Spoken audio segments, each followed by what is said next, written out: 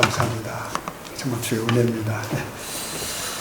자, 여러분 오늘 주일 우리가 하나님께 예배하기 위해 모였습니다. 근데 어느 책에 보니까 예배에 성공하면 인생에 성공한다 뭐 그런 말도 있던데 어쨌든 예배에 성공하는 우리 새소망교회 식구들 될 수 있기를 축원합니다. 아멘. 근데 오늘 본문의 말씀을 보면 1절 한번 다시 보시겠습니다. 1절에 보면 영적 예배라는 말이 등장합니다. 영적 예배. 여러분 보통 영적이라는 말을 들으면 무슨 생각이 납니까? 막 뜨겁고 금식기도 하고 예언하고 방언하고 이런 것들이 떠오른단 말이죠. 물론 이런 것들도 하나님이 주신 거 맞습니다. 이걸로 예배할 수도 있고요.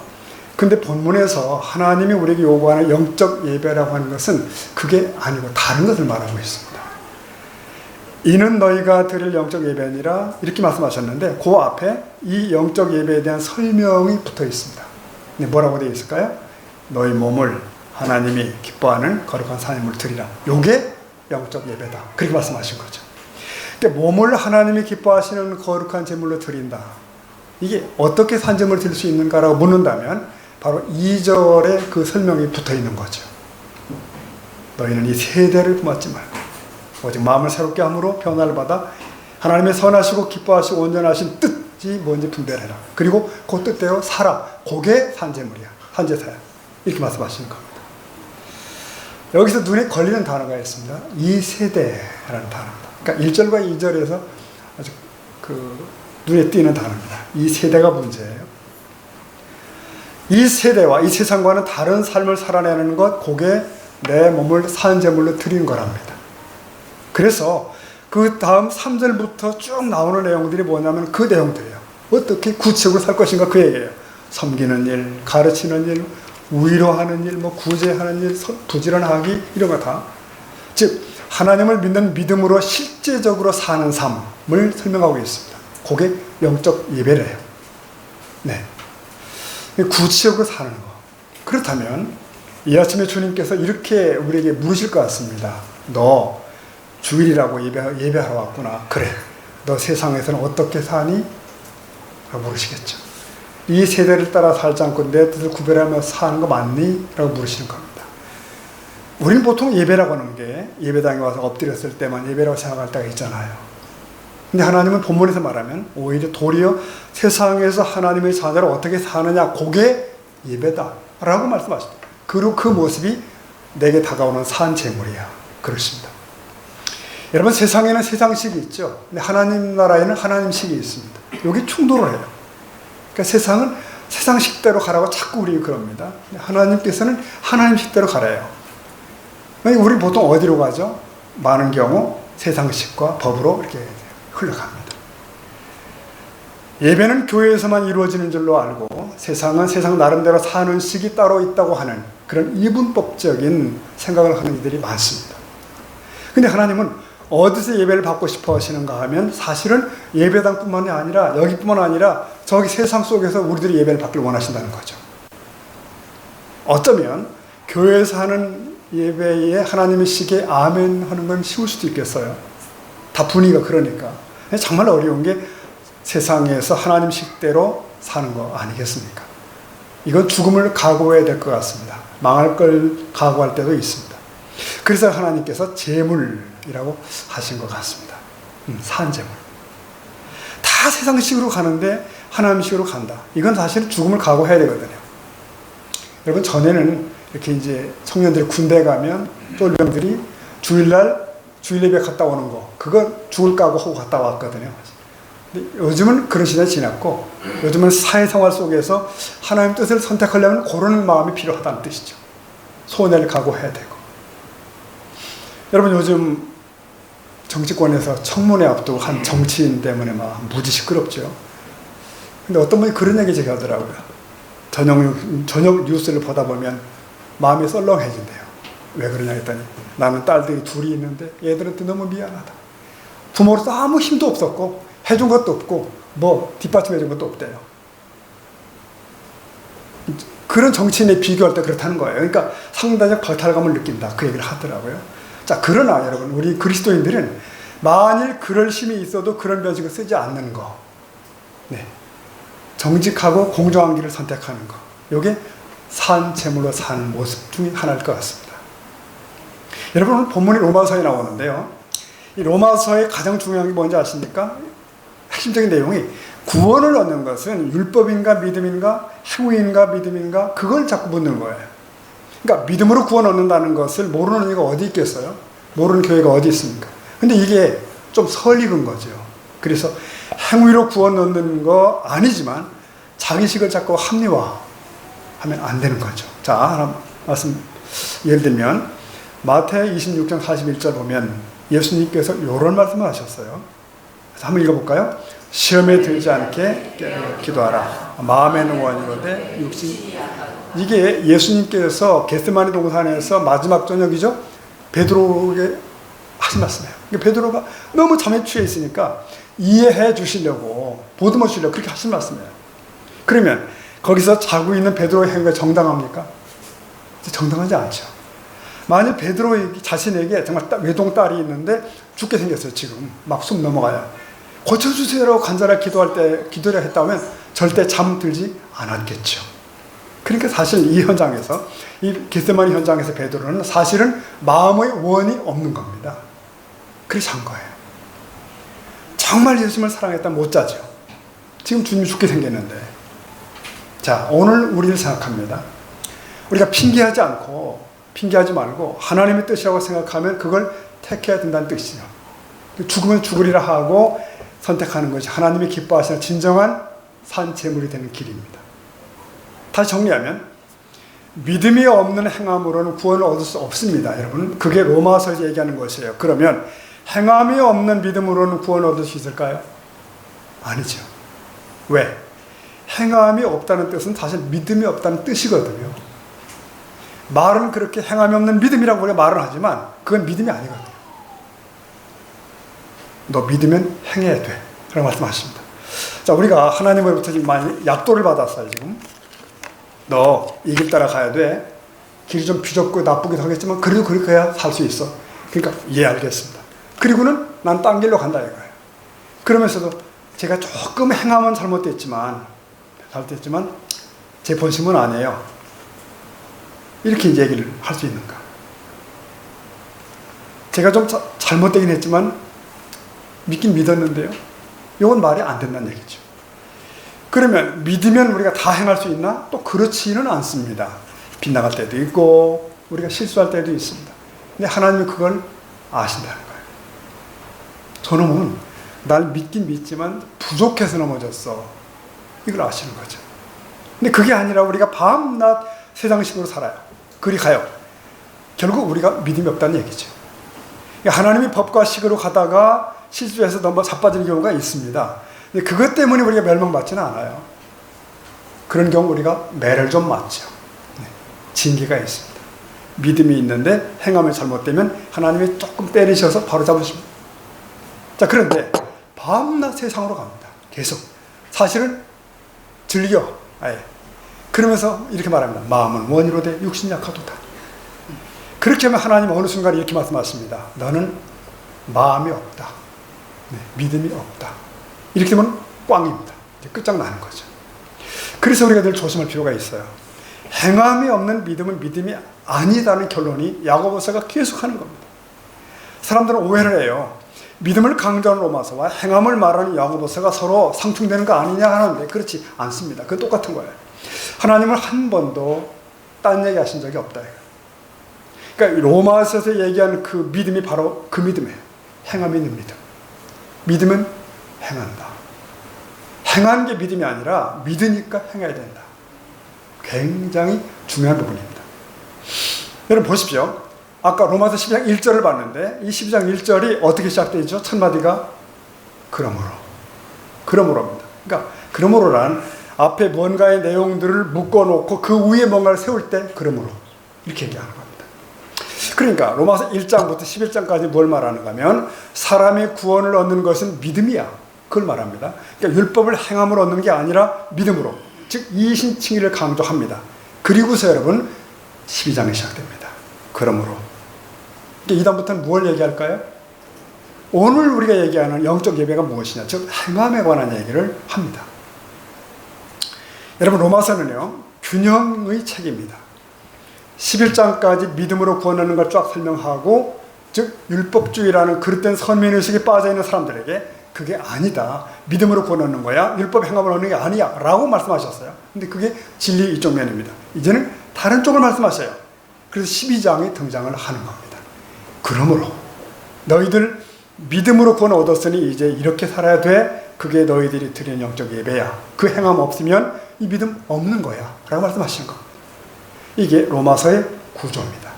그래서 얼마나 행함이 중요한가 하는 거예요. 얼마나 중요한가. 자, 성도 여러분, 하나님은 우리가 하나님의 식대로, 하나님의 법대로 살기를 원하십니다. 믿으시죠? 근데 거기 늘 문제거리 등장하는 게 뭐죠?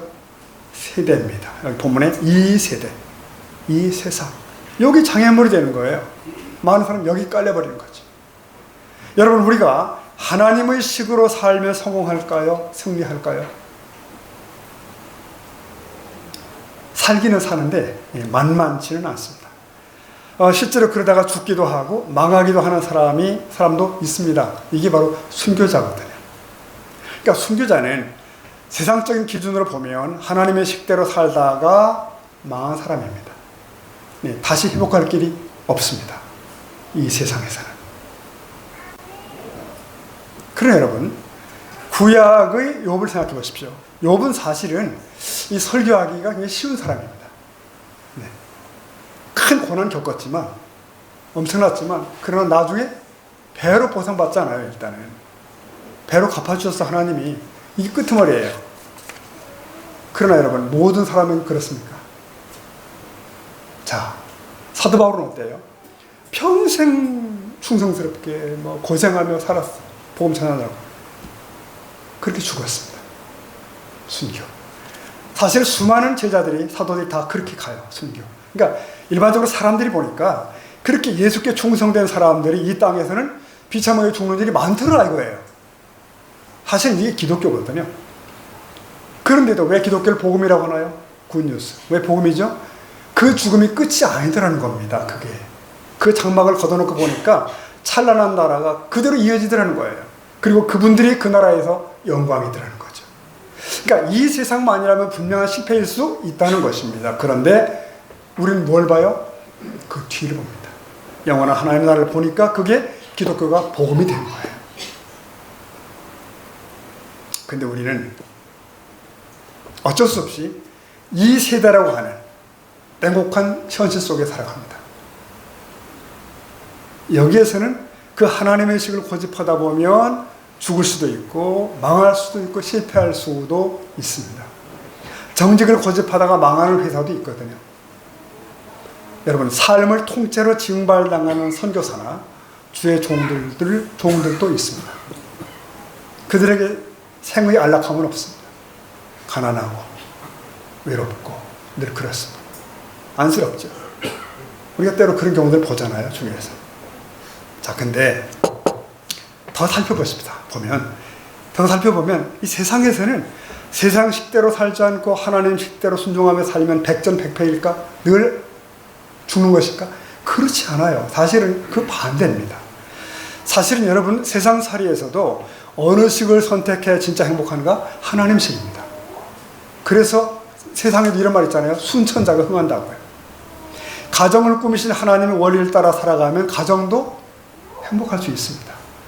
우리가 사회생활에서도 남에게 악을 행하지 않고 성경 말씀처럼 용서하며 사는 이는 분명히 훌륭한 대인관계를 가져요. 성공합니다. 일반 피조 세계에는 다 창조주의 본래의 원리가 깔려있을 여러분 아셔야 됩니다. 네. 그러므로 그가 그리스도인이 아니더라도 성경식으로 살면 무탈합니다. 형소갈 일 없습니다. 1년 365일 욕심껏 일하는 사람하고 일주일에 하루는 쉬며 안식을 지키는 사람하고 어느 쪽이 건강할까요? 후자죠, 당연히. 안식을 지키는 사람은 건강합니다. 그래서 일반적으로 기독교인이 더 장수한다는 통계에도 나와 있습니다. 왜? 절제하잖아요. 술, 담배도 좀 절제하고 어느 정도 다 그렇게 합니다. 그러니까 우리가 냉정히 돌아보면 역사를 돌아보면 알 수 있습니다. 어떤 이들이 흥하는지. 여러분 시편 말씀 보면 이런 말씀이 있어요. 시편 92편 보니까 7절에는 이래요. 악인은 어때요? 불과 같이 살아. 그 다음 의인은 종려나무 같이 벗어나. 이게 가만 시편 기자가 보니까 인생이 그렇더라는 거예요. 인생들이 풀과 나무를 심었는데 어느 것이 빨리 자라요? 풀이 무성하죠. 당연히 빨리 자라죠. 나무는 답답합니다. 그런데 한 해가 지나면 풀은 컸다가 자빠져 버려요. 다. 근데 시들어 버리죠. 나무는 계속 자라갑니다. 웅장하게. 그 비교가 안 되는 겁니다. 그러니까 우리가 어떻게 해요? 조금 멀리 봐야 돼요. 멀리. 당장 보면 풀이 분명히 무성합니다. 잘 되는 것 같아요. 그래서 성경이 뭐라고 말하냐면 이런 말씀이 있어요. 악인의 형통함을 부러워하지 말며 그와 함께 있으려 하지 말아라. 악인 형통한다는 거죠. 불처럼. 여러분, 세상이 부러워할 것이 따로 있지 종려나무의 번성함을 부러워해야 되지 풀의 번성함을 부러워하면 되겠는가? 그렇지 않다는 거예요. 이번에 여름에 그 청년들과 수련회 때 저도 잠깐 이제 갔었습니다. 가서 마침 제 고향에 지어진 이고노 집사댁에서 했잖아요. 그래서 이제 청년들에게 제가 이런 얘기를 했습니다. 이 시골 동리는 어느 집에 누가 살고 부모 때는 어땠고 지금은 어떻다는 내력이 다 드러나 있다고. 한눈에 보면 알 수 있다. 60년 전에 그 동네에 교회가 세워졌고 그때부터 교회 나오기 시작한 집안들과 그렇지 않은 집안들이 있는데 분명히 대조가 된다. 오늘날 그 자식들을 보면 안다. 그런 얘기를 했어요. 여러분 성경이 진리입니다. 의인의 후손이 종려나무같이 번성한다고요?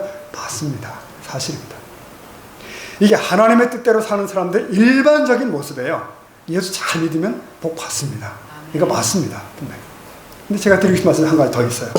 그런데 그 복이 꼭 여기서 지금 보여진다고 저는 장담할 수는 없습니다. 바로 그 부분이에요. 여러분 심은 대로 거둡니다. 분명합니다. 그러나 거두면 시간이 있어요. 때가 있어요. 농작물마다 시간이 다른 겁니다. 네. 현세와 내세가 다 하나입니다. 하나님의 시간표에는. 그러므로 우리는 오늘 힘들지만 씨를 뿌리고 하나님의 길을 선택하고 그럽니다. 왜요? 영광의 수확의 날을 바라보며 가는 것이죠. 근데 그래서 그 하나님의 뜻을 따르다가 여기서 어려움 당하는 일도 있을 수 있다 없다? 있는 거죠. 당연히. 아주 순교하는 사람도 있습니다. 네. 여러분 어떤 사람은 일부러 그 고난을 택합니다. 어려운 길을 택하기도 합니다. 이걸 하나님이 뭘로 받으시냐고 하면 제물로 받습니다. 제물로 여기십니다. 그들의 상급은 영광스러운 나라에 있습니다. 네. 자, 여러분 오늘 영적 예배의 가장 중요한 것은 제물입니다. 영적 예배는 내 삶을 제물로 드리는 것이고요. 내 욕심을 버리는 것일 수도 있고 나를 꺾고 순종하는 것이 제물일 수도 있습니다. 제물이라는 말을 쓰신 것은 그만큼 힘들다는 뜻이에요. 어렵다는 것입니다. 그러니까 우리의 삶이 제물이 되어야 되고 하나님 때문에 우리가 손해보는 게 좀 있어야 되고 그분 때문에 고생해야 하는 게 좀 있어야 제물이죠. 우리는 하나님을 통해 자꾸 받는 것만 생각하잖아요. 병도 나야 되고 돈도 벌어야 되고 형통도 해야 되고 물론 구할 수 있습니다. 가능합니다. 그러나 진정한 복은 그것만이 아니에요. 내 영혼이 잘 되는 것이고 하나님과 친밀한 것이고 영혼을 붙드는 것입니다. 그런 영적인 갈망이 우리에게 유지되어야 된다는 게 계속해요. 그렇지 않으면 우리가 어떻게 되죠? 이 세대에 매몰됩니다. 이 세대에 파묻힙니다. 전번에 미국 방문한 얘기 좀 하겠습니다. 앞으로 안 할지 몰라요. 이제 마지막으로 합니다. 딸네 집에서 머무는데 시 외곽의 주택가 주변 환경이 얼마나 좋은지 몰라요. 집 문 밖을 나서면 그냥 산책길입니다. 그냥 산책이죠. 저는 그런 거 무지 좋아하거든요. 아 좋다. 정말 길가 나무들 아래로 정말 다람쥐들이 그냥 왔다 갔다 하는 건 일반적인 얘기고요. 그냥 종종 사슴도 나오는데요. 그래서 제가 안 믿어. 설마 그러겠냐. 근데 그게 정말이더라고요. 바로 길가 숲이 조그만 그런 데 있는데 사슴이 풀을 뜯고 있는 거예요. 우리 손주 재희가 그러는 거예요. 할배, 저기 엄마 디어가 있고 그 뒤봐 애기 디어 2마리 또 있어. 그러면 2마리 또 있는 거예요. 저만 놀랐지 아이는 놀라지도 않아요. 손가락질만 한 거예요. 당연하니까 여러분. 자, 여러분 아다시피 미국은 크고 풍요한 나라입니다. 다 다들 여유롭고 보편적으로 풍성한 삶을 살아요. 근데 여러분, 제가 근자에 좀 자주 생각하는 부분이 있었는데 뭐냐면, 우리 사회가 점점 발전한다고 한다면 사람들은 더 풍요로울 것이고 더 이상 갈급한 게 없는 시대가 올 텐데, 그런 시대의 기독교가 뭘까? 교회의 역할은 뭘까? 존재할 수 있을까? 이런 생각들을 계속 했거든요. 근데 그런 현상이 미국만이 아니고 사실 전번에 일본 선교사와 얘기 나눌 때 들은 얘기입니다. 그분이 말하기를, 여기서 선교할 때 가장 힘든 게 뭔지 아냐고. 사람들의 시선이라고. 시선. 뭐 어떤 시선이 아닐까? 여러분, 일본 가보신 분들 잘 알죠. 우리 이정순 집사님 아드님이 일본 사시니까 잘 아시겠죠. 그들이 사는 동리로 들어가 보시라고요. 뒷골목에도 담배 꽁초 없습니다. 깨끗합니다. 너무 깨끗해요. 너무 질서가 있는 거예요. 서로 속이지 않습니다. 정직해요. 정직하대요, 아주. 물론 경제적 생활 수준도 높습니다. 한 나라의 국민 소득을 나타내는 게 GDP라고 한다고 그러는데, 우리가 1조래요. 근데 일본이 4조라네요. 엄청난 차이죠. 자, 그런 일본인들이 한국에서 온 선교사가 예수 믿어라, 교회 나오십시오. 그러는 거죠. 왜 우리가 교회 나가야 돼? 당신들보다 우리가 잘 살아. 아쉬운 거 없어. 우리는 굳이 당신이 가르친 종교 필요가 없지. 라는 시선이라는 거예요. 얼마나 힘들겠어요. 제가 그걸 들으면서 굉장히 뜨끔했습니다. 그래, 우리나라에도 우리 사회에도 그런 날이 올 것이다. 생활 수준이 올라가고 사회보장 제도가 점점 완벽해져 가고 사는 걱정 없고 아쉬움이 없을 때 왜 교회 가지? 왜 기도해야 되지? 아쉬운 게 없는데, 필요한 게 없는데 문 닫는 교회들이 속출하지 않을까? 그런 생각. 여러분, 21세기 이 시대에는 신 없는 사회를 추구합니다. 신 없는 사회. 그러니까 세계의 시간표가 더 빨라요. 그런 면으로 20년, 30년 후에는 우리들의 교회가 어떻게 될까요? 육신의 필요가 아닌 영적 갈증을 느끼며 교회에 나오는 이들이 얼마나 있을까요? 그때. 이런 고민들을 하다가 이번에 미국 간 거 아니에요. 그러니까 보이는 게 다 예사롭지가 않아요. 한 번은 호수마을에 1박을 했습니다. 여행자를 위해 렌트해주는 집에, 빈집에 잤는데 정말 그림 같은 호숫가를 따라 집들이 있어요. 예쁜 보트들이 다 하나씩 매달려 있어요. 황혼 무렵에 이제 산책을 나갔거든요. 저녁 먹고. 한 공터에 이르니까 저만서 뭔가를 고치든가 하던 할머니가 막 부지를 쫓아오는 거야. 그가 한 말이, 당신들 뭐냐? 여기는 사유지다. 누구도 지나갈 수 없다. 제가 볼 때는 공터가 됐거든요, 분명히. 그래서 속으로 그랬죠. 참 인심 고약하네. 지나가지도 못해. 물론 속으로 그랬습니다. 그리고 빨리 사과했죠. 몰랐다. 우리 빨리 지나가겠다. 우리 한국에서 온 사람들이고 저 윗집에 1박 하는 사람이 이상한 사람 아니다. 그제 이 할머니가 조금 표정을 풀더니 미안한지 집으로 잠깐 들어오래요. 물 한 잔 먹고 가라고. 집에 따라 들어갔죠. 자리 잡고 앉자마자 제가 물었어요. 나는 한국에서 온 목사인데 당신은 크리스찬이냐? 했더니 이 할머니가 아무 거침없이 예스. 난 크리스찬이래요. 근데 조금 이렇게 지나면서 시간을 둘러보니까 집안 분위기가 전혀 교회 나가는 분 같지 않아요. 느낌이랑 있거든요. 근데 그는 예스예요. 그냥 자기는 기독교인이에요. 미국인이니까. 근데 그가 이런 말 합니다. 이 꿈 같은 동네에 45년째 살고 있고 매일 조석으로 운동하고 있고 보트 타고 있고 이렇게 지내고 있고 애인도 하나 있다. 그래. 그러니까 마치 이렇게 말하는 것 같아요. 더 이상 내 인생에 필요한 거 없다. 나는 족하다. 그저 늙는 것만 아쉽지 아무 문제가 없다는 자기한테. 자, 여러분, 우리도 그런 길을 지향하고 있지 않을까요? 더 나은 여유, 그런 경제적 삶을 누리기 위해 그냥 애쓸 뿐이고 진정 내 실체, 내 영적인 삶에는 아무 고민이 없고 나는 그냥 교인이야. 그냥 그걸 족하고. 만약 그렇게 하고 있다면 우리는 어쩌면 이 세대를 이미 본받고 있는 것일 겁니다. 이 세대를. 여러분, 우리가 듣잖아요. 서구 유럽의 영적인 황폐, 많은 교회당들이 공공시설이나 병원이나 어디 다 팔려나가고 있어요. 용도가 바뀌는 거예요. 왜? 교인이 없으니까. 교인이. 미국도 크게 다르지 않을 것 같아요. 그러면 이 풍요한 나라에서 기독교는 가능한가? 그리고 이들 중에도 영적인 갈증을 느끼는 사람이 있는가? 네. 기독교의 가치는 이들에게 여전히 있나? 이런 의문이 있어요, 제게. 그런데 그 풍요의 세계에도요, 신앙을 진정 사모하는 사람들이 있다는 흔적을 혹은 느낌을 제가 받은 거죠. 두 군데, 두 가지로. 영적 가치를 추구하는구나, 이 사람들은. 하나는 지난주에 잠깐 제가 언급했잖아요. 한 뮤지컬을, 기독교 뮤지컬을 공연하는 극장 얘기했습니다. 이 무대가 엄청 크고 무대 사이즈만 해도 100m 될 것 같고 그렇다고 했는데, 배우를 비롯한 스태프진이 600명이라고 그래요, 거기.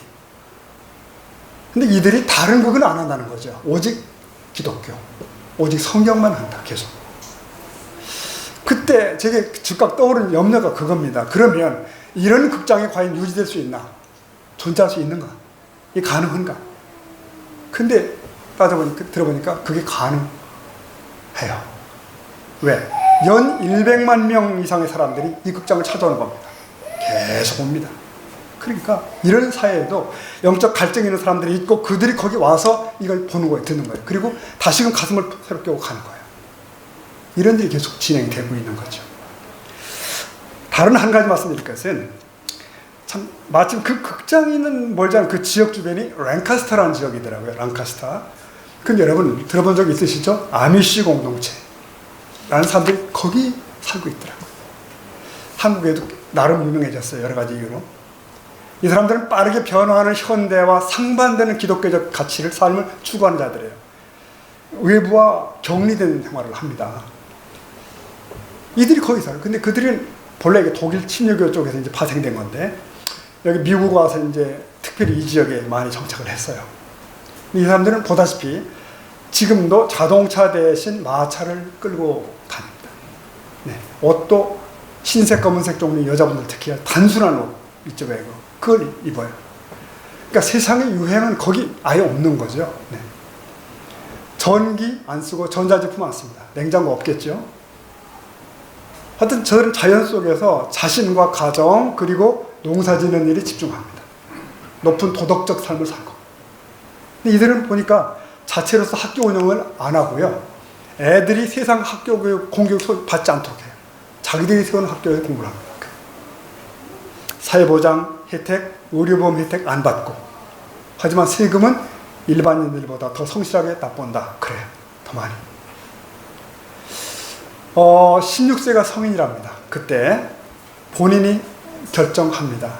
바깥 세상 갈 것인가, 여기 남을 것인가. 자기로 결정해요. 근데 90% 이상은 남는다네요. 놀랍죠, 여러분? 자녀들은 부모와 함께 이 아미시 전통을 이어가는 걸 선택하는 거예요. 이 신앙 계승의 삶을 우리가 좀 보십시오. 도전받을 만하죠. 이게 가능한가 싶어요. 그리고 보니까 이분들은 주일 예배는 돌아가면 각 가정 이렇게 돌아가면 모인다네요. 그러니까 대형이 아니겠죠. 예배 방식도 옛날식으로 끈끈한 어떤 그 사랑 공동체죠. 물론 막 사치한다거나 막 출세한다거나 돈 모으는 거는 이들에게는 관심이 없는 거죠. 자, 여러분, 세상에서 가장 큰 나라, 가장 번영을 누리는 나라인 미국인데 그 한복판에도 이런 사람들은 존재하더라는 거예요. 영적 가치를 소중히 여기고 옛날의 신앙을 추구하는 사람들이 여전히 있다고 하는 거예요. 사랑하는 성도 여러분, 그래요. 전 세계적으로 전반적으로 종교를 가진 사람들의 수가 줄고 있다고 그래요. 현대에는 종교가 귀찮아요. 아심이 없으니까. 그러나 생명이 있는 기독교마저도 과연 그렇게 소멸될 것인가? 그렇지 않다는 거죠. 이걸 보십시오. 이런 나라에만 해도 그런 기독교 극장이 존재하고 그런 고집스러운 신앙 공동체들이 있더라고요. 제게도 큰 도전이 됐어요. 뭔가 어떤 힌트 같은 걸 제가 발견하는 거죠.